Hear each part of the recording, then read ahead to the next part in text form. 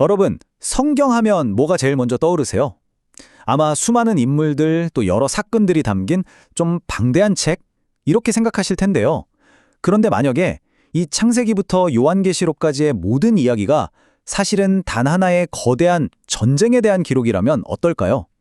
자, 오늘은 바로 그 성경 전체를 꿰뚫는 아주 흥미로운 관점을 한번 살펴보겠습니다. 네, 그 핵심 개념이 바로 이 종말론적 거룩한 전쟁이라는 건데요. 단어가 좀 어렵게 들리죠? 괜찮아요. 아주 쉽게 말해서 성경 전체를요, 선과 악, 그러니까 하나님의 나라와 사탄의 왕국이 벌이는 어마어마한 우주적 전쟁 이야기로 보는 거예요. 그리고 이 이야기의 주인공은 누구냐? 바로 자신의 왕국을 세우기 위해 싸우는 신적인 전사, 즉 하나님이라는 거죠. 자, 이 거대한 서사시는요, 정말 까마득한 옛날, 바로 세상이 창조되던 그 순간에 막을 올립니다. 놀랍게도 성경의 첫 장부터 이 거대한 전쟁의 무대가 착착 마련되고 있었던 셈이죠. 이 관점에서 보면요, 창세기에 나오는 7일간의 창조가 그냥 세상을 뚝딱 만드는 그런 과정이 아니에요. 이건 바로 하나님께서 직접 거하시면서 온 우주를 다스릴 거대한 우주적 성전을 짓는 과정으로 그려집니다. 하늘, 땅, 바다, 이 모든 게 그분의 성전의 일부가 되는 거죠. 정말 스케일이 다르죠. 그리고 그 성전의 한가운데 두 개의 아주 상징적인 나무가 서 있습니다. 하나는 바로 생명나무. 이건 하나님의 통치와 생명을 상징하고요. 다른 하나는 선악과 나무. 이건 하나님의 권위에 도전하는 사탄의 경쟁 왕국을 나타냅니다. 와, 그러니까 창조의 시작부터 이 두 왕국의 대립 구도가 정말 선명하게 드러나는 거예요. 그리고 바로 여기서 인류의 타락 이후에 하나님께서 뱀, 즉 사탄에게 하신 이 말씀이 등장합니다. 우리가 원시복음, 최초의 복음이라고도 부르는 바로 그 구절이죠. 이 관점에서는 이 순간이 두 왕국 사이에 거룩한 전쟁이 공식적으로 땅 하고 선포되는 순간으로 해석되어 이제 전면전이 시작된 겁니다. 자, 전쟁이 선포됐으니까 이제 뭐가 필요하죠? 바로 군대죠.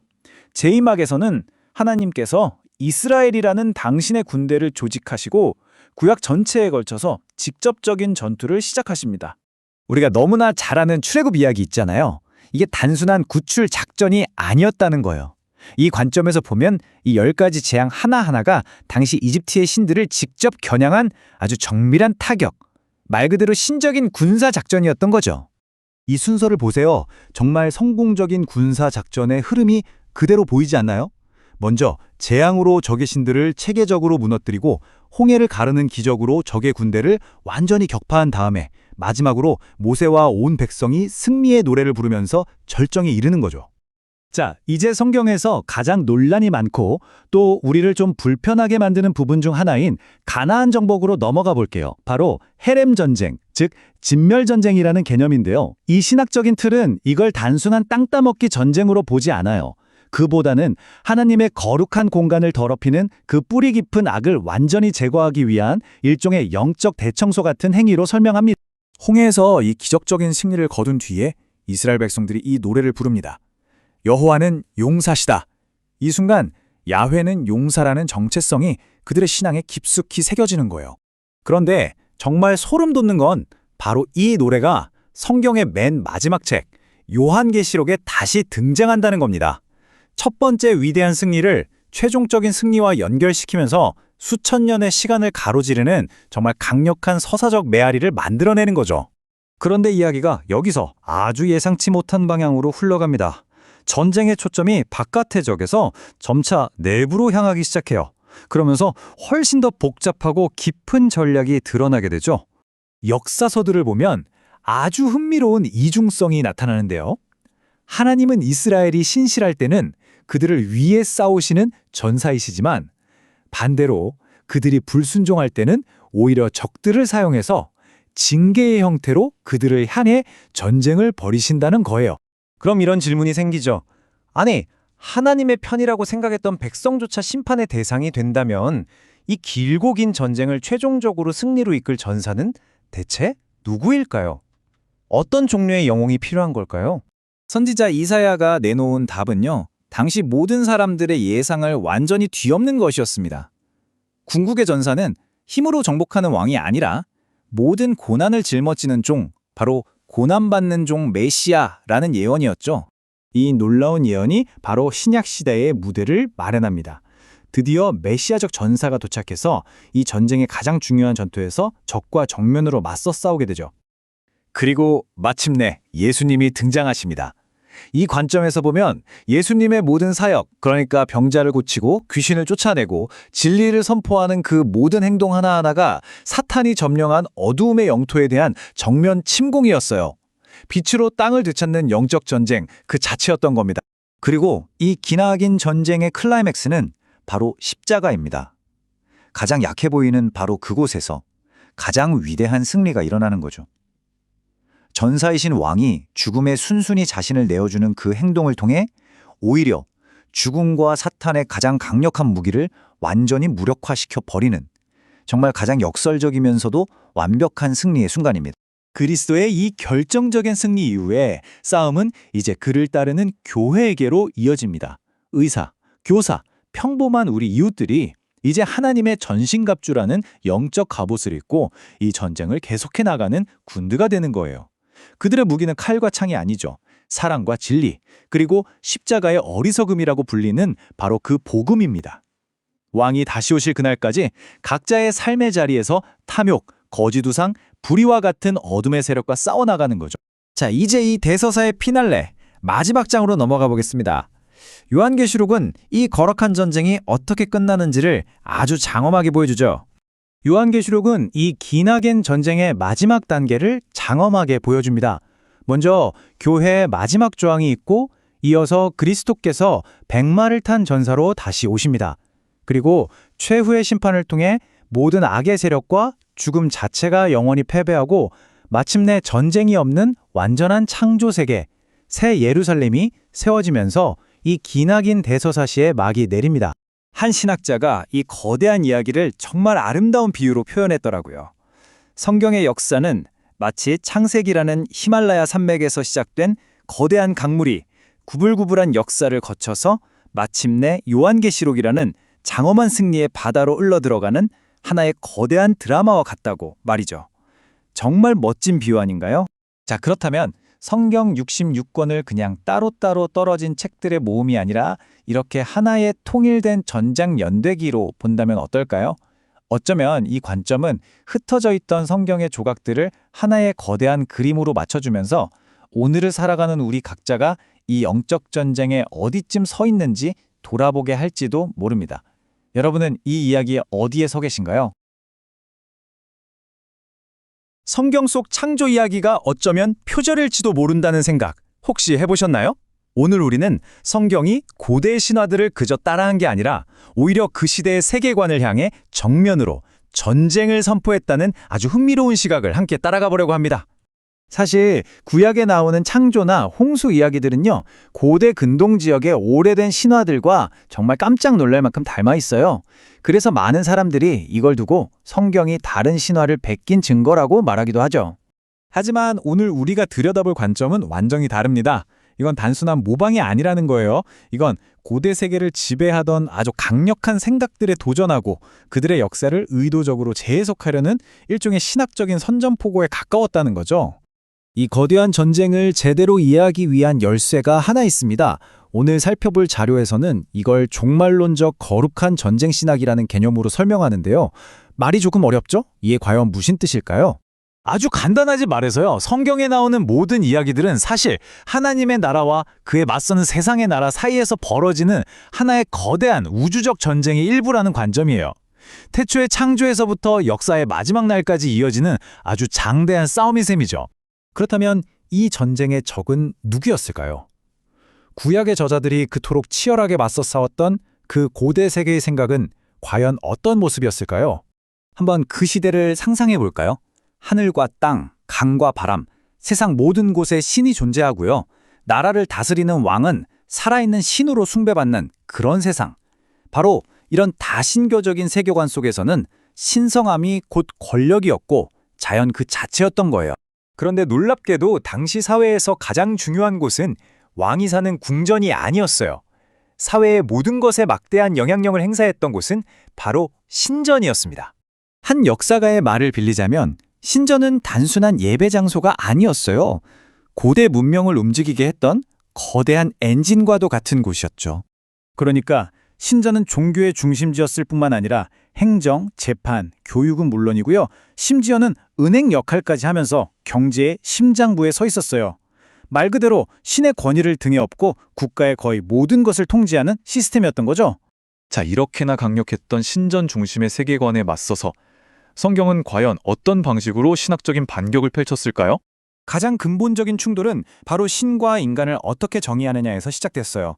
고대 신화에서 인간은 신들의 힘든 일을 대신해줄 노예와 같은 존재였지만 성경은 모든 인간이 창조주의 형상을 따라 만들어진 존엄한 존재라고 선포합니다. 이건 그 시대의 정말 엄청난 혁명과도 같은 선언이었죠. 그리고 이것은 이집트 같은 거대한 제국을 떠받치던 핵심 사상, 바로 신성 왕권 사상을 정면으로 무너뜨리는 것이었습니다. 이 신학적 전쟁의 클라이맥스는 바로 우리가 잘 아는 출애굽의 10가지 재앙입니다.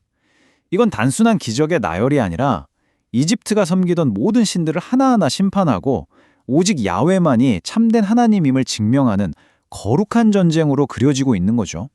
그렇다면 이 거대한 우주적인 싸움 속에서 하나님은 어떤 모습으로 우리에게 나타날까요? 오늘 자료는 서로 긴밀하게 연결된 두 가지 핵심적인 역할을 강조하고 있습니다. 첫 번째 모습은 바로 왕입니다. 스스로를 신이라 칭하는 가짜 왕들로 가득한 세상 속에서 유일하고 진정한 주권자, 궁극의 왕으로 그려지는 거죠. 그리고 두 번째 모습은 전사입니다. 제국과 그들의 신들로 상징되는 혼돈과 우상 숭배라는 영적인 세력들을 무너뜨리기 위해 아주 적극적으로 싸우시는 분이죠. 하지만 이 전쟁은 단순히 고대 제국들과의 싸움으로 끝나지 않아요. 성경이 우리에게 보여주는 그림은 훨씬 더 거대하고 궁극적인 승리를 향해 나아가고 있습니다. 여기서 종말론적이라는 말이 아주 중요해지는데요. 이건 이 우주적인 전쟁이 끝없이 반복되는 게 아니라 모든 악과 혼돈이 완전히 사라지는 역사의 최종적인 결말을 향해 나아가고 있다는 뜻이에요. 그래서 성경의 예언서들을 보면 당대의 강력한 제국들을 계속해서 바다에서 올라온 짐승으로 묘사하곤 해요. 이것은 하나님의 나라를 향한 세상의 끊임없는 저항을 상징하는 거죠. 그리고 이 기나긴 전쟁의 최종 목표는 또 다른 땅이나 건물이 아니에요. 바로 새 예루살렘. 더 이상 인간이 만든 성전이 필요 없이 하나님이 직접 당신의 백성과 함께 머무시는 완전히 회복된 창조 세계를 꿈꾸는 겁니다. 이렇게 성경을 단순히 오래된 신화들을 모아놓은 책이 아니라 인류의 미래를 걸고 벌어진 거대한 사상의 전쟁터로 바라본다면 어떨까요? 어쩌면 아주 오래전 시작된 이 거대한 싸움의 메아리는 우리가 살아가는 바로 오늘의 세상 속에서도 여전히 조용히 울려 퍼지고 있는지도 모르겠습니다. 성경, 특히 구약 읽으시면서 좀 불편했던 적 없으신가요? 하나님이 갑자기 어떤 민족을 전부 없애라고 명령하시는 것 같고 전쟁 이야기도 너무 많이 나오고요. 솔직히 저도 읽으면서 이걸 어떻게 이해해야 하나 고민될 때가 많았거든요. 오늘 당신이 보내주신 자료들은 바로 이 불편한 지점들을 정면으로 파고드는 아주 도발적인 렌즈를 하나 제시합니다. 성경 전체가 사실은 눈에 보이지 않는 거대한 세계관 전쟁의 기록이라는 거죠. 그래서 오늘 저희의 임무는 이겁니다. 당신이 보내주신 자료들을 바탕으로 성경을 왜 종말론적 거룩한 전쟁이라는 신학적 틀로 읽어야 하는지, 그리고 그게 대체 무슨 의미인지 속 시원하게 파헤쳐보는 겁니다. 이 관점이 정말 성경 전체를 꿰뚫는 열쇠가 될 수 있을까요? 한번 깊이 들어가 보죠. 아주 흥미로운 시작이네요. 전쟁이라는 단어 때문에 오해하기 쉽지만 여기서 말하는 전쟁은 단순히 칼 들고 싸우는 영토 분쟁이 아닙니다. 자료에서 강조하듯이 이건 세계관과 세계관의 정면 충돌이에요. 우리 세상은 어떻게 시작됐고 누가 다스리며 우리는 어떻게 살아야 하는가에 대한 근본적인 질문에 대해 완전히 다른 두 개의 답이 맞붙는 거죠. 세계관의 충돌이요? 네. 예를 들어 자료에 나오는 바벨론의 창조서사시 에누마 엘리시 같은 걸 보면 세상은 신들의 전쟁과 폭력 속에서 혼돈스럽게 만들어져요. 인간은 신들의 노예로 창조되고요. 아, 네네. 그런데 성경의 창세기는 정반대의 이야기를 하죠. 하나님이 말씀으로 질서정연하게 세상을 만드시고 인간을 당신의 형상대로 파트너로 창조하시잖아요. 자료는 바로 이 지점을 논쟁신학이라고 부릅니다. 잠깐만요. 논쟁 신학이요? 그럼 창세기가 그냥 세상을 이렇게 만들어졌어 라고 선포하는 데서 그치는 게 아니라 당시 주변의 다른 창조 신화들을 향해서 너희 이야기는 틀렸고 내 이야기가 진짜 진리야 라고 맞서는 일종의 신학적 논쟁, 거의 배틀 같은 거였다는 말씀이시군요. 정확합니다. 바로 그겁니다. 그 신하들의 세계관이 틀렸음을 폭로하고 야훼 신앙의 진실성을 변호하는 거죠. 그리고 자료는 이 개념을 종말론적 거럽한 전쟁 신학이라는 더 큰 틀로 확장합니다. 종말론적 거룩한 전쟁. 네, 여기서 종말론적이라는 말은 이 세계관의 전쟁이 창조의 시작부터 인류 역사의 끝, 즉 그리스도의 재림까지 이어지는 우주적인 싸움이라는 의미예요. 그리고 거룩한 전쟁은 바로 그 싸움 자체를 가리키는 거고요. 고대 근동의 우상숭배 시스템 배후에는 사탄이라는 영적 세력이 있다는 걸 전제하고 시작하는 관점입니다. 알겠습니다. 그렇다면 이 거룩한 전쟁의 적군은 구체적으로 누구였을까요? 성경이 그토록 격렬하게 맞서 싸웠던 그 고대 근동 세계관의 실체가 궁금해지네요. 자료에 따르면 그 세계관의 핵심은 한마디로 다신론적 우상숭배 시스템입니다. 수많은 신들이 있었지만 그 신들은 대부분 인간의 필요와 욕망, 특히 지배층의 정치적 야망을 위해 만들어지고 이용당했죠. 이 시스템의 심장부 역할을 했던 곳이 바로 신전이었습니다. 아, 신전이요? 그냥 제사 드리는 곳 아니었나요? 전혀요. 그 이상이었습니다. 신전은 종교의 중심지였을 뿐만 아니라 그 사회의 행정, 사법, 교육, 경제를 모두 장악한 컨트롤 타워였어요. 모든 걸 다 했군요. 네. 왕과 제사장 계급은 신의 계시라는 이름으로 모든 정보를 독점했고 그걸 통해 막강한 권력을 유지했습니다. 특히 이집트의 파라오는 아예 살아있는 신, 즉 신의 화신으로 숭배받았죠. 와, 듣고 보니 정말 대단하네요. 단순히 예배만 드리는 곳이 아니라 오늘날로 치면 청와대, 중앙은행, 대법원, 그리고 서울대학교까지 다 합쳐놓은 것 같은 존재였군요. 자료에서도 제사장들이 막대한 부와 토지를 관리하면서 거의 왕과 맞먹는 제사장 왕권을 형성했다고 하더라고요. 맞습니다. 그리고 이 모든 거대한 시스템을 떠받치는 기초가 바로 우상숭배였습니다. 자료는 특히 고대 바벨론을 모든 우상숭배의 뿌리로 지목하는데요. 신비주의나 점성술, 그리고 세미라미스와 그의 아들 담무주를 섬기는 것 같은 여신 숭배 사상이 모두 바벨론에서 시작되었다고 봐요. 아, 그래서 성경의 마지막 책인 요한계시록이 로마 제국을 가리켜 음녀 바벨론, 모든 가증한 것들의 어미라고 부르는 게 바로 이런 역사적 배경 때문입니다. 그렇군요. 그러니까 성경의 관점에서 보면 이집트, 아수르, 바벨론 같은 고대 제국들은 인류의 위대한 문명 유산이라기보다는 사탄의 권세 위에 세워진 거대한 시스템, 자료의 표현을 빌리자면 바다에서 올라온 짐승들처럼 보였다는 거네요. 마치 영화에 나오는 거대 괴수처럼 혼돈과 파괴를 상징하는 존재로요. 바로 그 시각입니다. 인간이 만든 신을 숭배하게 함으로써 결국 인간을 착취하고 억압하는 시스템 그 자체를 적으로 본 거죠. 알겠습니다.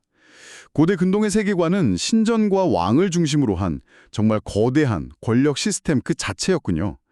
정말 거대하고 막강해 보이는데 여기에 맞선다는 게 상상이 잘 안 가네요. 성경은 이길 수 없는 싸움처럼 보이는 이 대결을 어떻게 그려나가기 시작하나요? 자료는 성경이 이 거대한 시스템에 맞서는 야훼 하나님을 두 가지 핵심 이미지로 그리고 있다고 설명합니다. 바로 신적인 왕, 그리고 거룩한 전사. 예. 왕과 전사. 흥미롭네요. 이 거룩한 전쟁의 시작은 인류의 가장 처음으로 거슬러 올라갑니다. 자료는 창세기 3장 15절, 흔히 원시 복음이라고 불리는 구절을 최초의 거룩한 전쟁 선포로 해석해요. 여자의 후손이 뱀의 후손의 머리를 상하게 할 것이다. 네, 바로 그 예언이죠.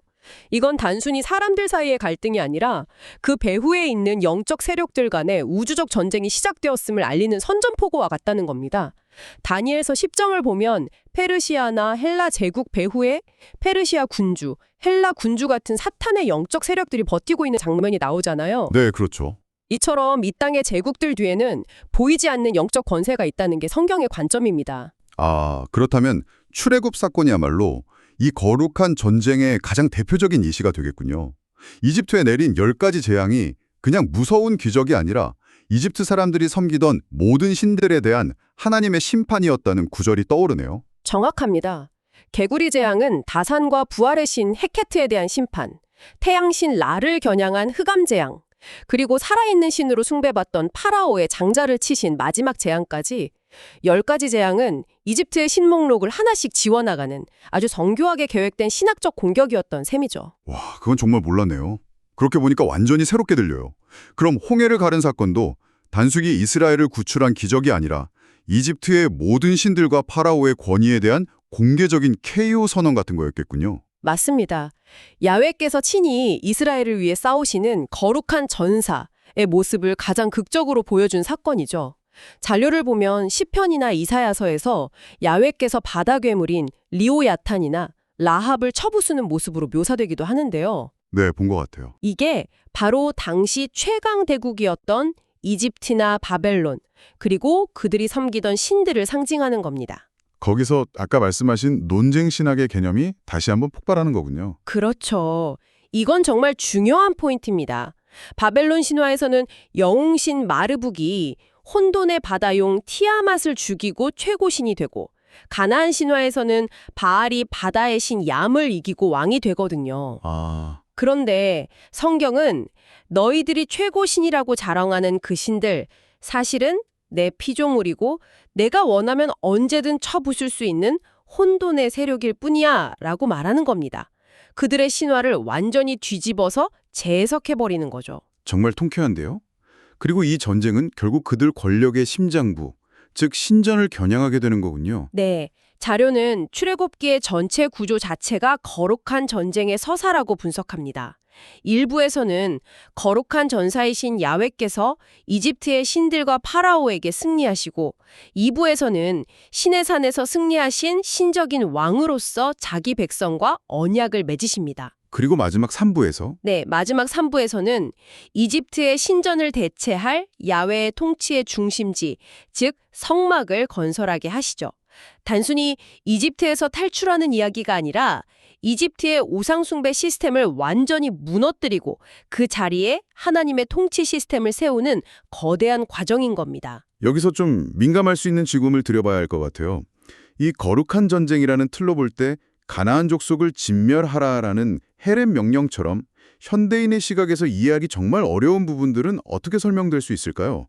솔직히 제노사이드처럼 들리기도 하거든요. 그게 이 신학에서 가장 다루기 어려운 질문일 겁니다. 자료는 이 명령을 단순한 민족 갈등이나 윤리, 도덕의 차원을 넘어서는 것으로 봐야 한다고 주장합니다. 이건 특정 민족 자체에 대한 징후가 아니라 그들이 행하던 파괴적인 이데올로기와 시스템에 대한 종말론적 심판의 성격을 띈다는 거예요. 파괴적인 이데올로기요. 구체적으로 어떤 걸 말하는 건가요? 극심한 우상 숭배는 물론이고 바알 신전 같은 곳에서 공공연하게 벌어지던 성적인 타락, 그리고 가장 끔찍한 것은 자녀를 불에 태워 제물로 바치는 인신 제사였습니다. 이런 행위들이 사회 전체에 만연해 있었죠. 인신제사까지요? 네. 자료는 이걸 인간성을 파괴하는 궁극적인 죄악으로 보고 그 죄악의 시스템을 뿌리 뽑기 위한 하나님의 마지막 심판이 바로 헤렘 명령이었다고 설명합니다. 그건 정말 충격적이네요. 그러니까 이건 그들이 다른 신을 섬겨서가 아니라 그들의 종교 시스템 자체가 인간의 생명을 파괴하는 극단적인 지경에 이르렀기 때문이라는 거군요. 네, 그렇게 봐야 한다는 거죠. 흥미로운 점은 아브라함이 이삭을 바치는 사건 역시 이 인신제사라는 배경 속에서 이해해야 한다는 겁니다. 그것도요? 네. 하나님은 당시 주변 문화에서 흔했던 인신제사의 틀을 그대로 사용하시지만 결정적인 순간에 그것을 멈추시고 멈추게 하시죠. 그리고 그 믿음의 순종을 통해 오히려 내 씨가 그 대적의 성문을 차지하리라는 거룩한 전쟁의 축복으로 연결시키십니다. 인간의 생명을 요구하는 우상들과 오히려 생명을 주시고 구원하시는 하나님이 극명하게 대비되는 장면입니다. 알겠습니다. 특정 민족이 아니라 그들이 따르던 파괴적인 이데올로기에 대한 심판이라는 관점이군요. 그런데 자료를 읽어보니 이 거룩한 전쟁이 항상 이스라엘을 위해서만 벌어지는 건 아니더라고요. 이중성이라는 단어가 나오던데요. 그렇습니다. 그 이중성이 이 신학의 가장 중요한 핵심이라고 할 수 있습니다. 이 전쟁의 기준은 민족이나 혈통이 아니라 오직 하나님과의 언약에 대한 신실함입니다. 이스라엘이 언약에 신실할 때 야훼는 이스라엘을 위해 이집트나 가나안 같은 대적과 싸우십니다. 하지만 반대의 경우도 있다는 거군요. 네. 이스라엘이 언약을 저버리고 주변 민족의 우상 숭배를 따라할 때 야훼는 오히려 그 대적들을 통해서 타락한 자기 백성 이스라엘을 심판하십니다. 아수르에게 북이스라엘이 멸망하고 바벨론에게 남유다가 멸망해서 포로로 끌려가는 사건이 바로 그 예적. 거룩한 전쟁의 칼날이 이스라엘에게로 향한 겁니다. 그러고 보니 사사시대의 역사가 바로 그 사이클을 계속해서 보여주는군요. 이스라엘이 죄를 지으면 주변 대적들에게 고통받고 징계, 그들이 고통 속에서 부르짖으면 회개, 하나님이 사사를 보내 구원해 주시는 패턴이 계속 반복되잖아요. 그게 바로 이 전쟁의 이중성을 보여주는 것 같네요. 맞습니다. 예언자들이 끊임없이 선포했던 야훼의 날이라는 개념도 마찬가지입니다. 그날은 이스라엘의 대적들이 심판받는 날이기도 하지만 동시에 언약을 어기고 타락한 이스라엘 역시 심판받는 날이라는 이중적인 의미를 담고 있죠. 누구도 예외가 없는 겁니다. 오늘 이야기를 종합해보니 성경을 종말론적 거룩한 전쟁이라는 관점으로 읽는다는 건 성경 전체를 하나의 거대하고 일관된 서사로 보게 만드는 틀인 것 같습니다. 그냥 흩어져 있는 역사 기록이나 교훈집이 아니라 유일한 창조주 하나님과 인간이 스스로의 욕망으로 만들어낸 우상숭배적 권력 시스템, 그리고 그 배후의 어두운 영적 세력 간의 길고 긴 우주적 갈등에 대한 이야기로 말이죠. 결국 모든 질문은 누구를, 무엇을 경배할 것인가 라는 하나로 모아지네요. 정확합니다. 궁극적으로는 두 세계관의 대립이죠. 인간이 만든 신들을 통해 물질적 번영과 안정을 구하려는 세계관에 맞서 보이지 않는 인격적인 창조주와의 관계를 통해 거룩함을 추구하는 세계관의 대립입니다. 그래서 이 전쟁의 최종적인 승리는 단순히 땅의 성전을 회복하는 데서 그치지 않습니다. 요한계시록을 보면 마지막에 사탄과 죽음, 그리고 음녀 바벨론으로 상징되는 이 세상의 모든 우상숭배 시스템이 완전히 멸망한 후에 하늘에서 새 예루살렘이 내려오죠. 그곳에서는 하나님 자신이 성전이 되신다고 하죠. 네, 더 이상 인간이 만든 성전이 필요 없는 하나님 자신이 성전이 되시고 그분의 영광이 온 세상에 가득한 상태. 그것이 바로 이 기나긴 거룩한 전쟁의 최종 목적지라고 자료는 이야기하고 있습니다. 오늘 이 대화가 성경을 읽는 당신에게 하나의 새로운 생각의 창을 열어드렸으면 합니다. 오늘 자료는 고대 이집트나 바벨론 같은 제국들을 배경으로 이 거룩한 전쟁을 설명했습니다. 그렇다면 이 신학적인 틀, 즉 하나님의 나라와 세상의 권력 시스템 간의 충돌이라는 이 구도를 오늘날 우리가 사는 세상에 적용해 본다면 어떨까요? 지금 당신의 삶에서 당신의 시간과 마음과 돈을 바치게 하며 최고의 충성을 요구하는 현대판 우상이나 제국은 과연 무엇인지 한번 생각해 보시는 건 어떨까요?